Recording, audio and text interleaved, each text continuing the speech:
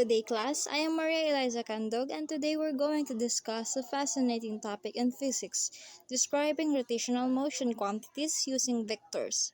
In this lesson, this will help us understand how objects rotate, spin, or turn, not in a straight line but around an axis. We'll also learn how to describe the rotation using vectors, which show both direction and magnitude. Before we go deeper, let's first recall what is rotational motion. Rotational motion is the movement of an object around a fixed axis. It happens when an object turns or spins around a fixed axis. For example, the Earth rotates on its axis, a car wheel spins while moving, and a ceiling fan turns around its center. Instead of moving in a straight line, every point of the object moves in a circular path around that axis.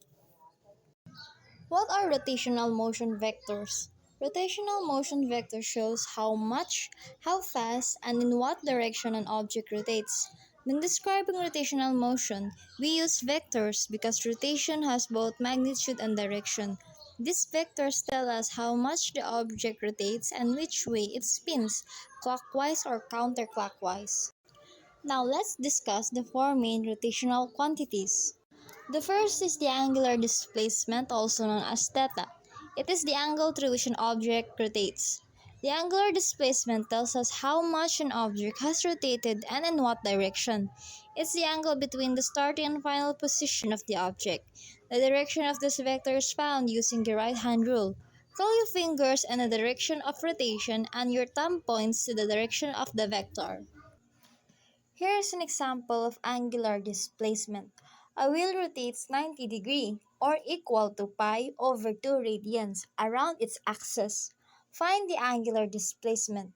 The solution: convert 90 degrees to radians, using this conversion factor, which is pi over 180. The formula to be used is radians equals to degrees times pi over 180.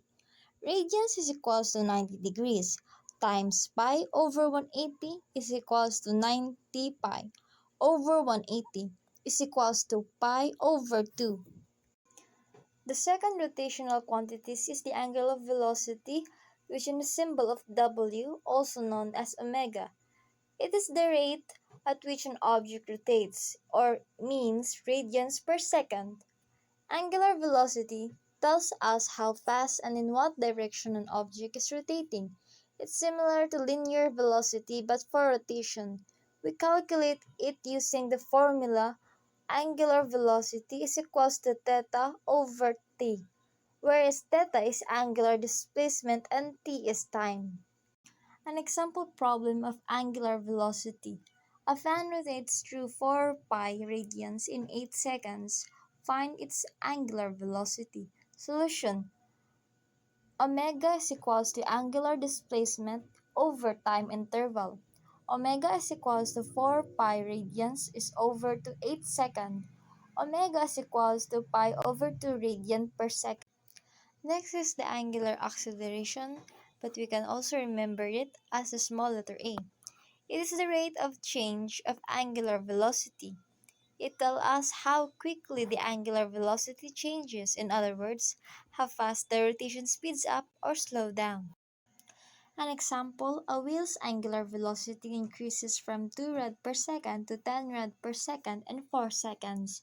Find the angular acceleration.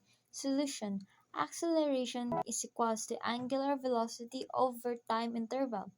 Acceleration is equals to 10 minus 2 over 4. Acceleration is equals to 2 rad per second squared. The last rotational quantity is torque. The torque is the rotational effect of a force. It is the cause of rotation. It's the rotational equivalent of force. When we apply torque, we make an object rotate. Here's an example of torque problem. A 5 Newton force is applied at a distance of 0.2 meter from the axis at 90 degrees. Find the torque. Solution: we're using the formula of tau is equals to radians times force times sin theta. Tau is equals to 0.2 times 5 times sin 90 degree. Tau is equals to 1 Newton meter. Now let's go to the real-life applications of rotational quantities. Rotational motion is everywhere, in fans, wheels, and even planets. In real life, rotational vectors appear everywhere. For example, is the wheel of a car has an angular velocity vector along its axle. Another one is the Earth's rotation has its angular velocity vector pointing from South Pole to the North Pole. And another is when you turn a wrench or open a doorknob, you apply torque to rotate the object. Now, to wrap it up, rotational motion quantities describe how objects spin and turn, while vectors tell us the direction of the rotation. Always remember, every rotation has both magnitude and direction. Once again, I am Mariela Zacandog. Thank you for listening.